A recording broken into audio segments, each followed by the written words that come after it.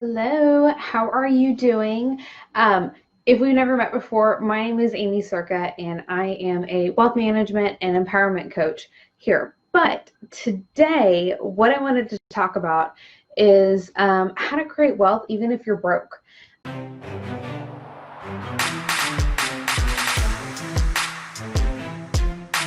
I know that so many times that I hear or I see people talk about, like, I'm just stuck living paycheck to paycheck, and they think they can never get out of that.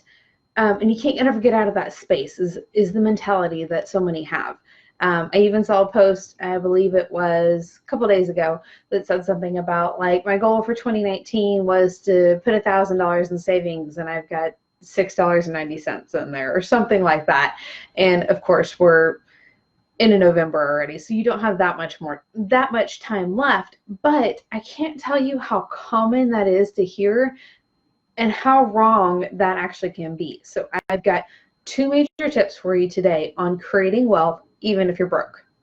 So the first thing your first tip for you on how to create wealth even if you're broke is you've got to start to change your mindset, because so much of what we think and our thoughts lead to our actions, which leads to our beliefs, or our beliefs, which leads to our actions. Said that backwards. So our thoughts lead to our beliefs, which leads to our actions.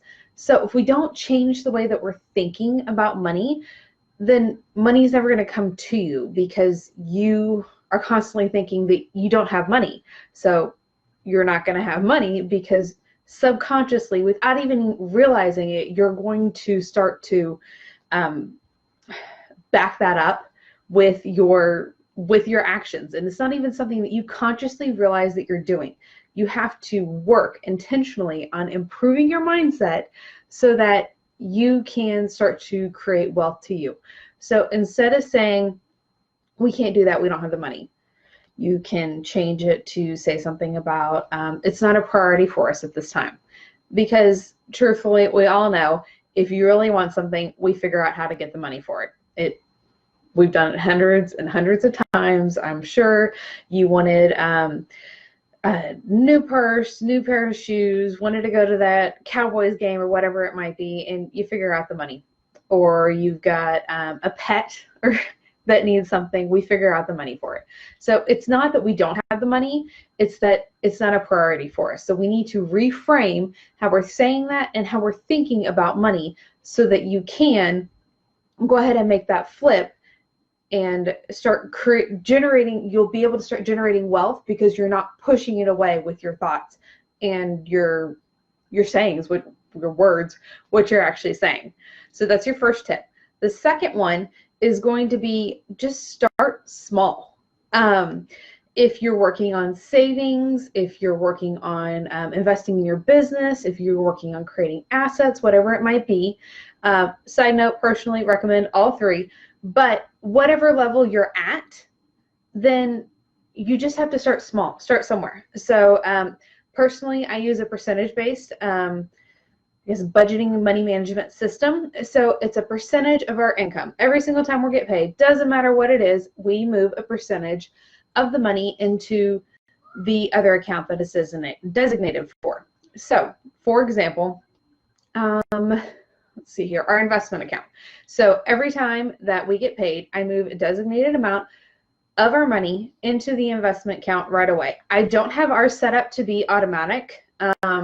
I know that it's better to do that, but with our pay varying, it really works a little bit easier to do it manually, because there's several different accounts, and I don't even know that like, my husband's an employee, I don't even know that they can do that.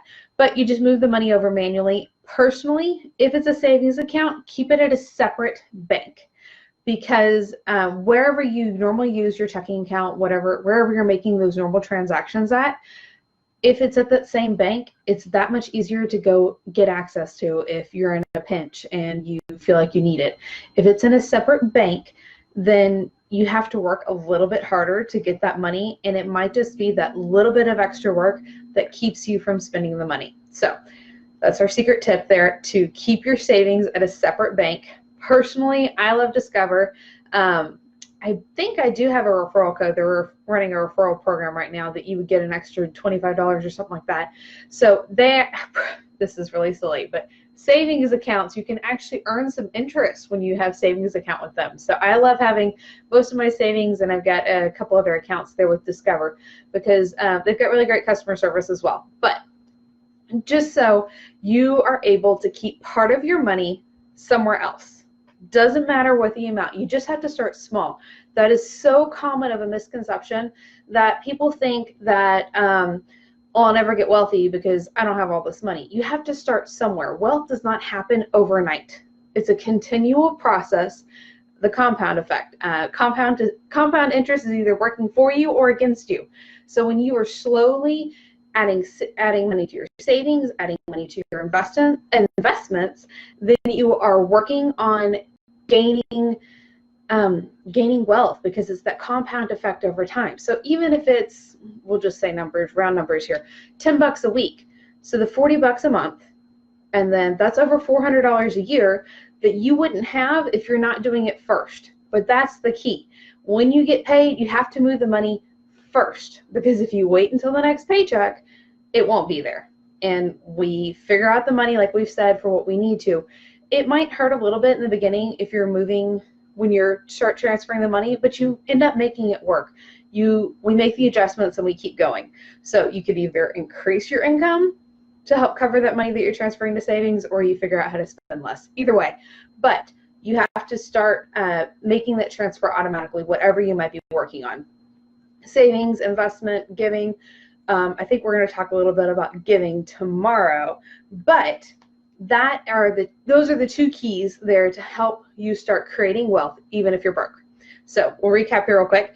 Number one was working on your mindset. We have to change the way that we were saying things, or we're thinking about things, so we can change the way that we're saying things. Because if you were saying, I don't have money, I can't afford it, that's what's going to happen. You're bringing that to you with your subconscious and the words that you're actually saying and thinking. And then tip number two was to start moving money automatically. Put money in savings, investment, whatever it might be. Do it automatically as soon as you get paid. Small amount, percentage based is what I definitely recommend, but go ahead and doing that. So if you would love, I've got 3 more tips that I can give you if you are interested in making sure that you can build wealth, well, even though that you're broke or living paycheck to paycheck. I've got 3 more tips. If you are interested in those, go ahead and send me a message or let me know below, and I will make sure that we get you those. That way you can start creating wealth even if you're still stuck living paycheck to paycheck. Let's finish out 2019, this decade strong, and start 2020 off on a new foot. And we'll see you later, guys. Bye.